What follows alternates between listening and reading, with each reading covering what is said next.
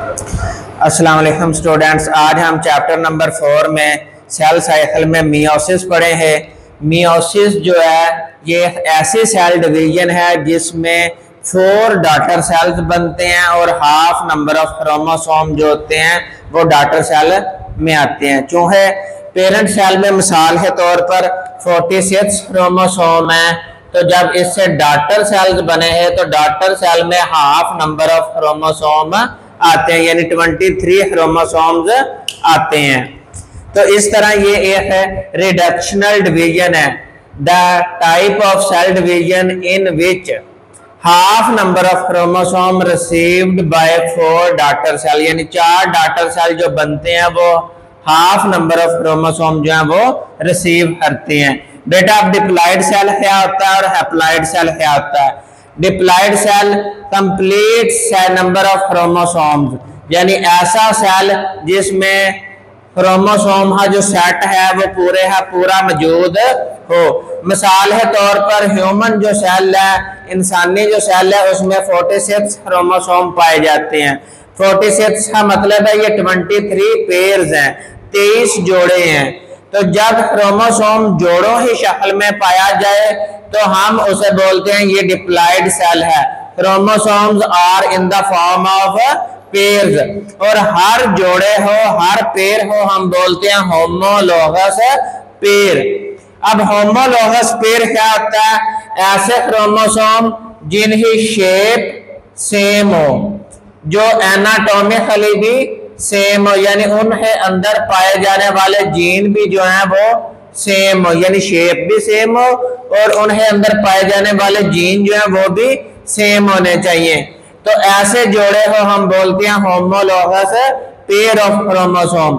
जब है haploid cell जो होता है इसमें हाफ नंबर ऑफ क्रोमोसोम होते हैं, यानी डिप्लॉइड से आधे हो जाते हैं। मिसाल के तौर पर हर इंसानी सेल में 46 क्रोमोसोम है, तो बाद में जो डॉटर सेल बने उसमें 23 क्रोमोसोम आ जाएं। अब 23 क्रोमोसोम है, पेयर नहीं बनते, जोड़े नहीं बनते, इस वजह से हम इसे हैप्लॉइड सेल बोलते हैं। तो बेटा डिप्लॉइड सेल में जो एग्जांपल आ जाती है वो सोमैटिक सेल, और हैप्लॉइड सेल में एग्जांपल आ जाती है स्पर्म एंड एग सेल। तो ये बेटा ये जो मियोसिस है ये 1876 में ऑक्सफोर्ड हार्टविग ने डिस्कवर की थी। ये बेटा दोनों एमसीक्यू आते हैं, मियोसिस किसने दरियाफ्त की थी और कब दरियाफ्त की थी। तो अब मियोसिस को हम मजीद 2 फेजेस में डिवाइड करते हैं, मियोसिस 1 एंड मियोसिस 2। मियोसिस 1 जो है इसमें डिप्लॉइड सेल से हैप्लॉइड सेल बन जाते हैं, यानी असल में मियोसिस 1 जो होती है ये रिडक्शनल डिवीजन है। इसमें जो डॉटर सेल बनते हैं उनमें हाफ नंबर ऑफ क्रोमोसोम हो जाते हैं।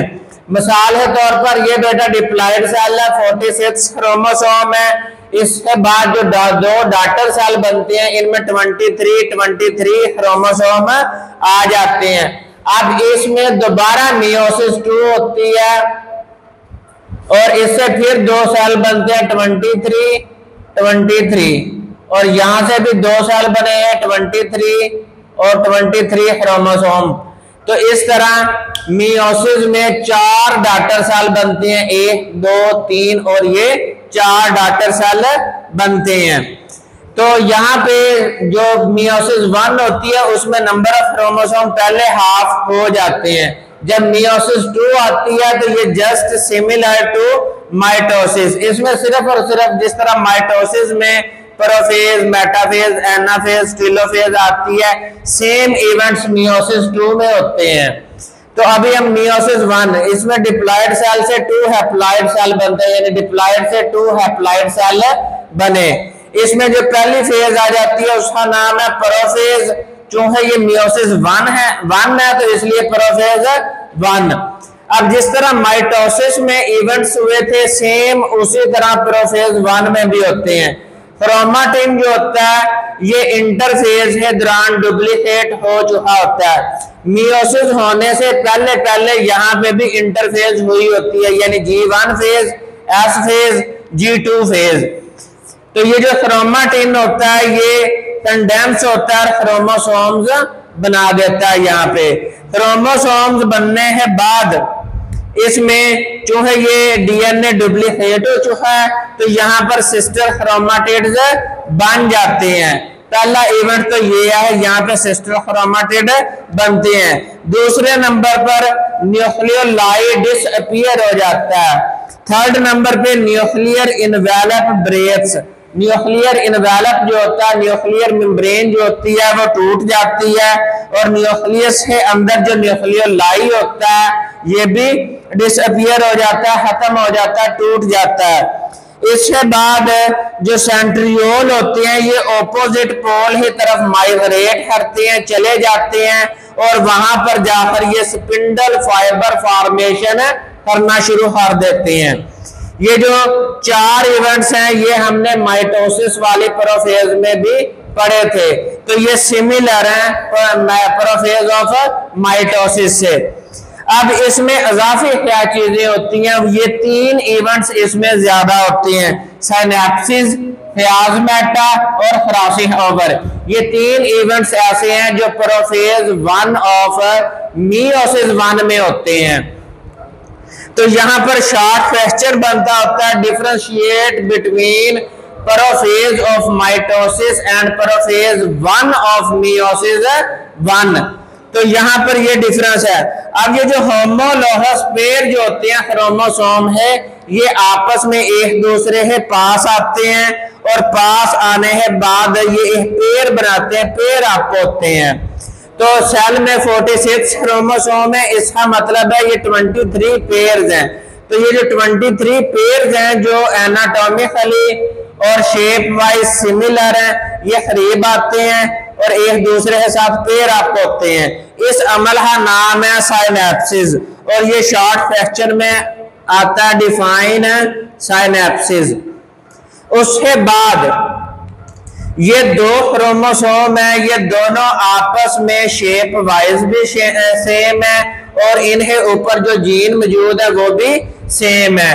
तो ये जेनेटिकली भी सेम है और शेप के लिहाज से भी सेम है। अब ये दोनों क्रोमोसोम एक दूसरे के पास आते हैं, पेयर अप होते हैं, यानी पास आने का जो अमल है उसे हम बोलते हैं साइनेप्सिस।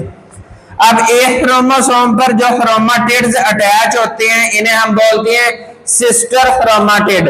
लेकिन ये जो क्रोमाटिड है और दूसरे क्रोमोसोम का जो क्रोमाटिड है ये एक दूसरे के लिहाज से नॉन सिस्टर क्रोमाटिड है। तो इसी तरह अब अगर हम क्रोमाटिड की बुनियाद पे बात करें तो एक क्रोमाटिड है, 2, 3, 4, तो ये 4 क्रोमाटिड मौजूद हैं। तो हम इस स्ट्रक्चर को बोले हैं टेट्राड। टेट्राड मतलब 4। Each pair of homologous chromosome called tetrad. अगर हम क्रोमाटिड ही बेस पे इसे नाम दें तो ये टेट्राड है, क्रोमाटिड ही बेस पे। और अगर हम इसे क्रोमोसोम ही बेस पे नाम दें तो फिर ये 2 क्रोमोसोम है, अब ये 4 क्रोमोसोम नहीं है। तो जब ये 4 क्रोमोसोम नहीं है, सिर्फ और सिर्फ 2 क्रोमोसोम है, तो इसे हम बोलते हैं बाईवेलेंट। अगर हमने क्रोमोसोम ही बुनियाद पे नाम देना है तो बाईवेलेंट, अगर हमने क्रोमाटिड ही बेस पे नाम देना है तो टेट्राड। जब ये टेट्राड बन जाता है, साइनेप्सिस हो जाती है, दोनों क्रोमोसोम पास पास आ जाते हैं, उसके बाद प्लाज्मेटा फॉर्मेशन होती है। प्लाज्मेटा में ये होता है non sister chromatid of homologous pair जो होते हैं क्रोमोसोम, ये जिप अप होते हैं, यानी एक दूसरे के साथ अटैच होते हैं। मैंने नाम दिया था ये भी नॉन सिस्टर क्रोमाटिड। ये क्रोमाटिड इस क्रोमोसोम है, ये क्रोमाटिड इस क्रोमोसोम है, तो ये एक दूसरे के लिहाज से नॉन सिस्टर हुए। तो जब ये नॉन सिस्टर क्रोमाटिड आपस में एक दूसरे के साथ अटैच होते हैं तो ये जिस पॉइंट से अटैच होते हैं उस पॉइंट का नाम है प्लाज्मेटा। मिसाल के तौर पर ये नॉन सिस्टर क्रोमाटिड यहां से अटैच हुए हैं दोनों क्रोमोसोम, तो इस पॉइंट का नाम है प्लाज्मेटा। तो ये दूसरा इवेंट है जो prophase one of meiosis one हो प्रोफेज ऑफ माइटोसिस से डिफरेंट बनाती है। तो ये दो जहां पे मैंने ख्याज मेटा फॉर्मेशन थी, ये इन दो पॉइंट से जो है ये क्रोमोसोम जो है वो आपस से में अटैच हुए हैं, जिप अप हुए हैं। अब थर्ड फिनोमिनन है क्रॉसिंग ओवर। तो यहाँ पर जो इस क्रोमोसोम का डीएनए है वो इस क्रोमोसोम पे शिफ्ट हो जाएगा और इस क्रोमोसोम का जो डीएनए वो इस पे शिफ्ट हो जाएगा। तो इस तरह exchange of segments of DNA leads to recombine of genetic material.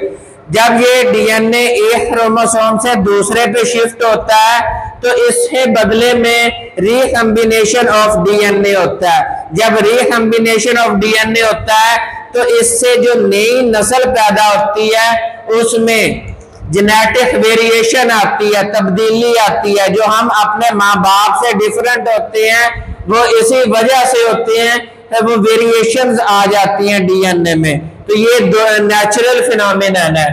तो ये भी शॉर्ट क्वेश्चन पूछा जाता है, डिफाइन क्रॉसिंग ओवर और डिफाइन प्लाज्मेटा। अब क्रॉसिंग ओवर है, रिजल्ट में ये दो क्रोमोसोम बदले हुए हैं।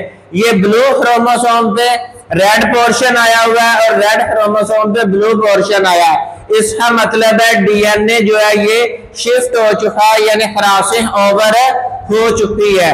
अब मेटाफेज वन, अब जो मेटाफेज वन में मेटाफेज प्लेट बनती है। अब मेटाफेज प्लेट जो होती है इसमें क्रोमोसोम जो होती हैं ये सेंटर में अलाइन होते हैं ऑन माइटोटिक स्पिंडल फाइबर, यानी जो स्पिंडल फाइबर बनते हैं उन्हें ऊपर क्रोमोसोम्स अटैच होते हैं और अटैच जो है अलाइन अप होते हैं, उसे हम बोलते हैं मेटाफेज प्लेट।